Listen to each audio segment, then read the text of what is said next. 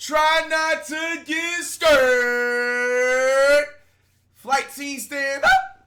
5 disturbing recordings left by missing persons. You guys know how we rock it with these try not to get scared. If you wet the bed, jump scare, scream, I'm not responsible for it. Let's check it out by Chillin' Scares. These are really the type of scary ones too. These are like, in real life. On July 29th, 2008, a mother of two named Susan Powell recorded a video where she documented the assets in her home in Utah, just in case, in her own words, something happened to her. This is me. July 29th, 2008. It is 12:33 Mountain Time. Covering all my bases, making sure that if something happens to me or my family or all of us, that our assets are documented. Hope everything works out and we're... Man, like, just the first 20 seconds of this recording, you can tell that something is seriously, like, bothering her, bro. Like, man. We're all happy and live happily ever after as much as that's possible. The video was made on her attorney's advice, who feared that Susan's husband, Josh, might attempt to sell some of her most expensive assets. In the years leading up to the now infamous video's recording, the couple's marriage had been under a lot of strain, and during the recording, Susan lets on that things had been everything but peaceful between her and Josh over the past few years. This is all stuff bought in a year or less through Home Depot on my credit. Josh bought a lot of stuff and then he had to bankrupt it. And then he bought a little bit more on my credit. There's a nice lamp. These are things to roll wood with. And I had necklaces too. I don't know where those are. I just got in a rage, as you can see, and broke this. There's duds and pearls and opals in there. Broke this and threw all my DVDs and made a mess. Because he was angry at me about a year or two back.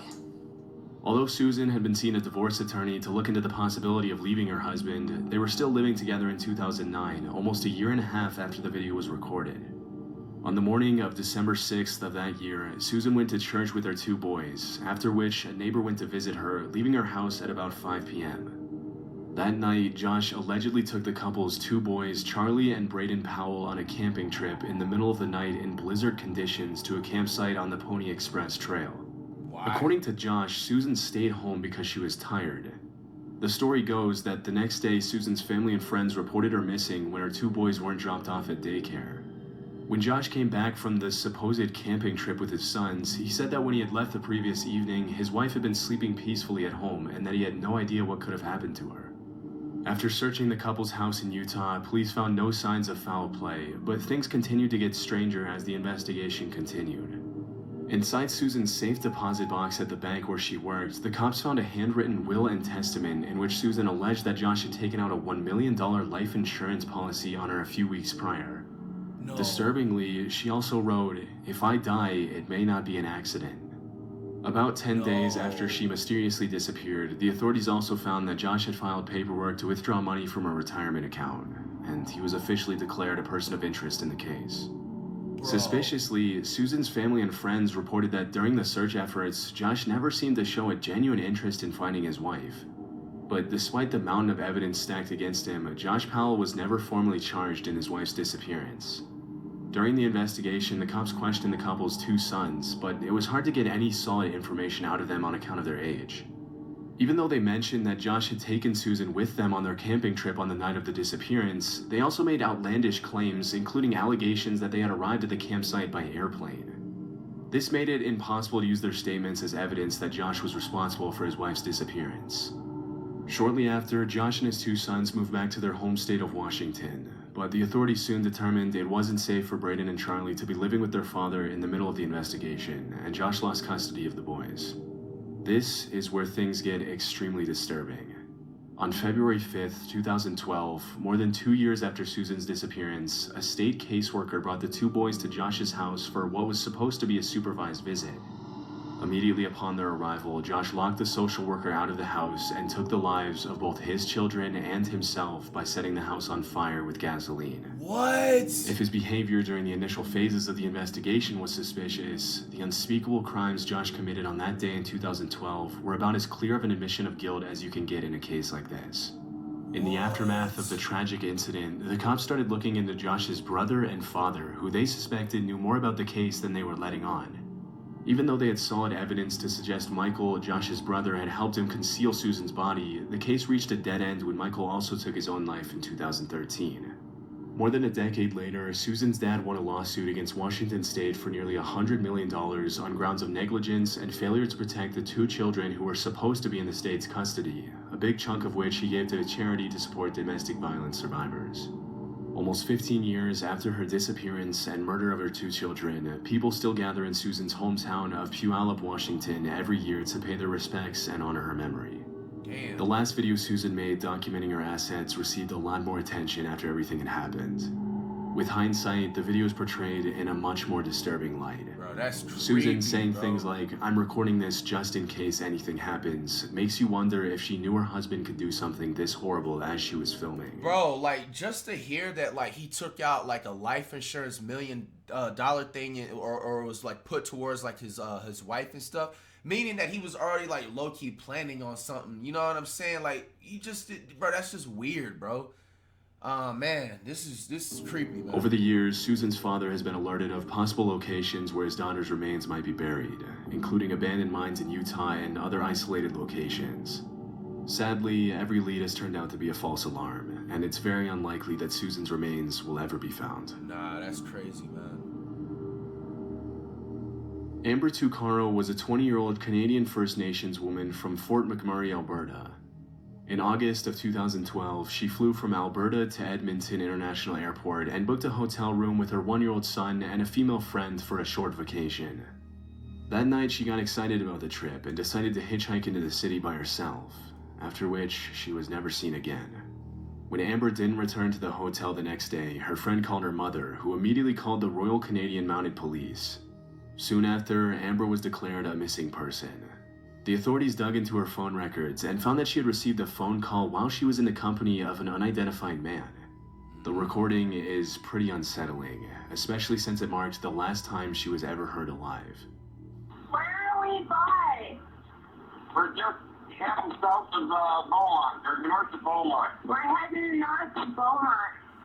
Yo, where are we going? No, this is not. Are you kidding me? You better not take me anywhere I don't want to go. I want to go into the city. Yo, we're not going into the city, are we? We're going. No, we're not. Yeah. So where are these roads going to? 50th Street. 50th Street. Are you sure? Absolutely. Yo, where are we going? 50th Street. 50th Street? 50th Street. East, right? East. Over now. Bravo.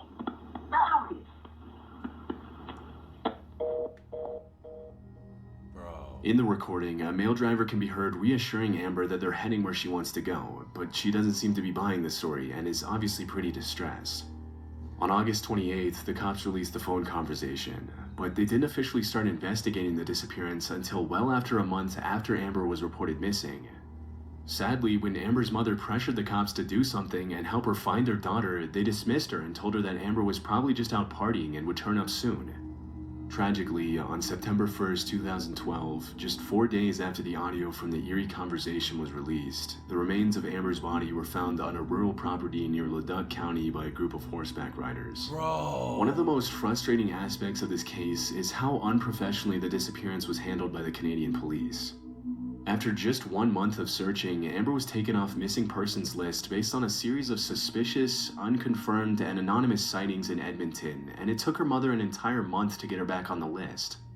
By the time she was put back on the list by the negligent cops who made the unforgivable mistake, her property, which could have been used as evidence, had already been accidentally destroyed after it was recovered from her hotel.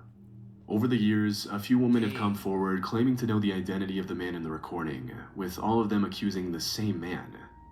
The authorities say they've looked into him, but he wasn't declared a person of interest. A few years ago, another man came forward and claimed that the man in the recording was his father, an American citizen with no legal standing in Canada who had been living on a ranch in the greater Edmonton area. If the man's testimony is to be believed, his father is also responsible for several other mysterious disappearances and deaths that have taken place in the area over the last few years. One of the most disturbing aspects in the recording is the audible dishonesty in the man's voice, which is pretty much clear as day when Amber asks if he's sure they're going into the city, and he responds with an extremely fake "absolutely." It's also pretty messed up how the cops handled the case from start to finish, and many people suspect the cause of the unprofessional management of the case was just straight up racism against the Indigenous woman. Hopefully, we'll someday have an explanation for what happened that night to Amber Tucarro, but for now the case remains a pretty disturbing mystery. Yeah, man, that's sad, bro. In late 2014, a YouTuber named Kenny Veach commented under the username SnakeBitMcGee on a video titled "Area 51 Technician Son Discloses Secret Alternative Energy." The comment read, "That ain't nothing. I am a long-distance hiker. One time during one of my hikes out by Nellis Air Force Base, I found a hidden cave. The entrance to the cave was shaped like a perfect capital M. I always enter every cave I find, but as I began to enter this particular cave, my whole body began to vibrate. The closer I got to the cave entrance, the worse the vibrating became. Suddenly, I became very scared and hightailed it out of there. That was one of the strangest things that ever happened to me." Why would you go inside As the you can cave imagine, still? Kenny's comment immediately caught a lot of people's attention. Some people called Kenny a liar, while others encouraged him to find the cave again and record his findings. And so he agreed to do just that. On October 18th of that year, Kenny uploaded a video of his long-distance hike in the Nevada desert in which he attempted to find the cave for a second time.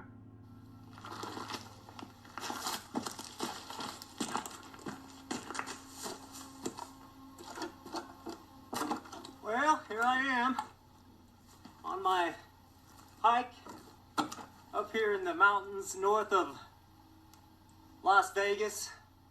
This is a canyon I just walked up in. Now you can't tell, but my truck is way out there by the mountains at the very, very end of this valley. Why? At the beginning of the video, Kenny stands at the top of an abandoned mine shaft and gives his viewers an introduction into the monstrous hike that lies ahead of him that day. As the day goes on, he continues to record what he sees as he travels through the Mojave Desert trying to locate the cave again. There's some interesting stuff coming up here. Look, see those? Look at that. Kinda. Right there. That's kinda cool. Alright, I'm gonna turn it off and then I'll turn it back on here. Look at that, that's pretty cool right there. Huh. Alright, off with the camera. That was the end of the video Kenny posted. Because he failed to find the cave the second time through, a lot of his viewers criticized him pretty brutally, calling him a fraud and pressuring him into trying to find the cave for a third time. In a sea of comments provoking Kenny, a user named Lemmy Kilmister made a particularly disturbing and ominous comment that read, "No, do not go back there. If you find that cave entrance, don't go in. You won't get out." Still, on November 10th of that year, Kenny told his family he was going on an overnight hiking trip, and he set off by himself for the third time to find the mysterious M Cave in the Mojave Desert, one of the hottest and driest regions in the world. That was the last time he was ever seen. Damn. On November 22nd, 2014, 12 days after he set off on his search for the M Cave, a group of search and rescue volunteers found Kenny's phone lying at the top of the same mine shaft he had pointed out in his M Cave video. Unfortunately, after his phone was located, the case went cold, and Kenny's body was never found. After the mysterious disappearance, people started coming up with all sorts of theories to explain what could have happened to Kenny, with most people claiming that he had either fallen down the abandoned mine shaft or died of overexposure. Some of the more outlandish theories reported that Kenny could have witnessed a crime out in the middle of the desert and had to be silenced, or that he found a secret military base and was eliminated by the government. However, a few months after his disappearance, a comment on the original video made by a woman named Sharon Pilgrim shed light on an entirely new possibility, that Kenny had taken his own life. The comment read, "I am the girlfriend that Kenny spoke of in the video. Kenny has not been found, and I feel that he probably will not be found for many, many months, if ever. I want you to know that I do not think Kenny had an accident. I believe he took his life.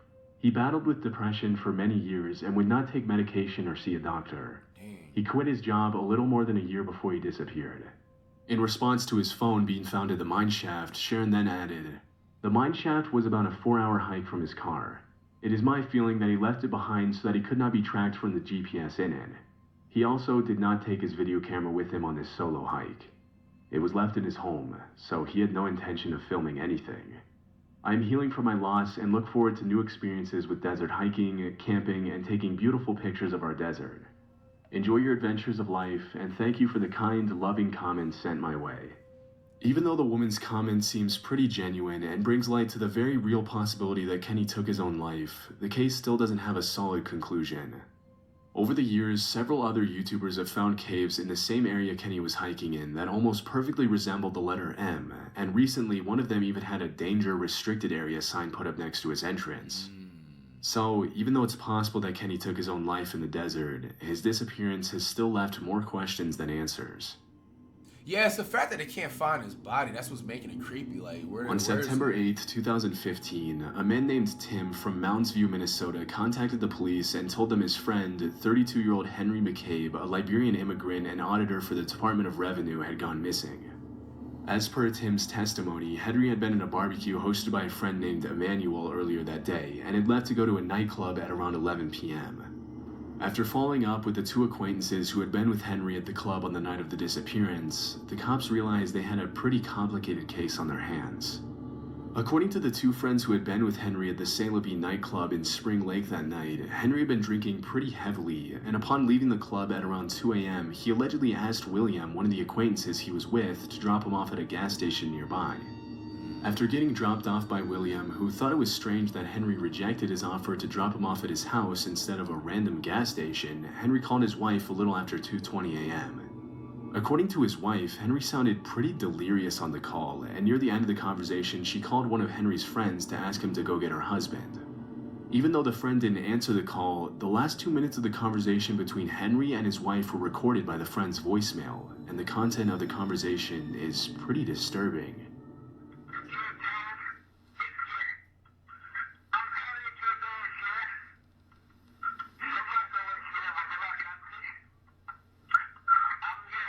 I can't understand.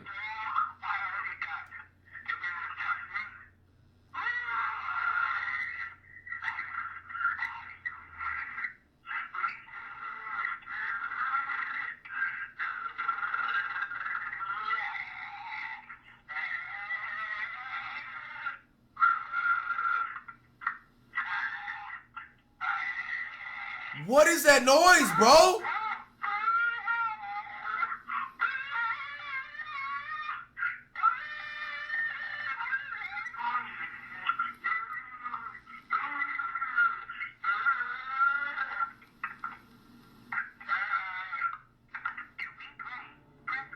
Bro. It's almost impossible to make out any of the words in the audio, and the combination of growls, moans, and screams makes it hard to know what to even make of the recording. But needless to say, the voicemail is pretty unsettling. It almost sounds like the screams are coming from someone who's being attacked, but we obviously can't know for sure. That same evening, another acquaintance called Henry and later told police that it sounded as though Henry had gotten into an altercation with someone in the middle of the call. Strangely, even though Corinne McCabe, Henry's wife, mentioned that the sounds her husband was making during the call were extremely out of character for him, who was usually perfectly articulate, she only made a single call to one of Henry's friends to try and get him to pick up her husband, and when she didn't get a response, she went right back to bed. Even more strangely, during our questioning, Corinne repeatedly told the cops that she knew Henry was alive, even though she didn't have the evidence to prove it directly. After this extremely disturbing voicemail was recorded, Henry's phone records show that he called a Texas number that he had called over 20 times that day, but when the cops tried to trace the number, it came up as no longer in service. It's impossible to know if the calls themselves were made by Henry or someone else, but after the unsettling conversation with his wife, phone records show that several calls were made from Henry's phone to that same now disconnected number in the days following his disappearance. As the investigation went on, things continued to get stranger. Suspiciously, the cops never found footage of William's red car pulling up to the gas station where he had supposedly dropped Henry off, even though they checked the entire night's footage from all angles. William later ended up changing his story and alleged that as soon as he dropped Henry off, he immediately got back in the car and William dropped him off at another gas station a couple of miles away. It was later revealed by a confidential FBI informant that during the searches that took place after the disappearance, Emmanuel, the host of the barbecue, and a group of 3 other men would often stand a few feet away from the rest of the search party and talk suspiciously among themselves. Still, it was never determined if they had anything to do with the disappearance. On October 2nd, almost a month after Henry went missing, a strange anonymous letter was sent to the New Brighton Police Department a few miles from where Henry went missing. The letter read, "Henry McCabe, his body next to water, partially buried. Needs search dog to find. Witness who saw burial scared, female young, asked to come forward. Can remain anonymous and will protect." On November 2nd, the cops found Henry's body in Rush Lake, a few miles from where Henry had supposedly been dropped off on the night of his disappearance. Mysteriously, they didn't find any signs of foul play on his body, even though the anonymous letter suggests he was buried by someone else. Despite the lack of evidence on his body, it's possible that he was either forcibly drowned by a group of assailants, that he took his own life, or that something entirely different took place that night. The only thing we know for sure is that this is an extremely strange case that we'll probably never get a conclusive explanation for. What? That's so strange. Like, the whole strangest part about this is that, like, I don't know if I'm tripping or not. The wife said that she called a friend and then, like, I guess that she didn't get whatever she wanted, or, like, she didn't think it was serious, and she went back to sleep. If you heard that on a voicemail, like, why would you just go back to sleep and not try and go after her, like, investigate it? Like, you just go back to sleep? I don't know. That just sounds a little bit fishy to me, bro. It's weird.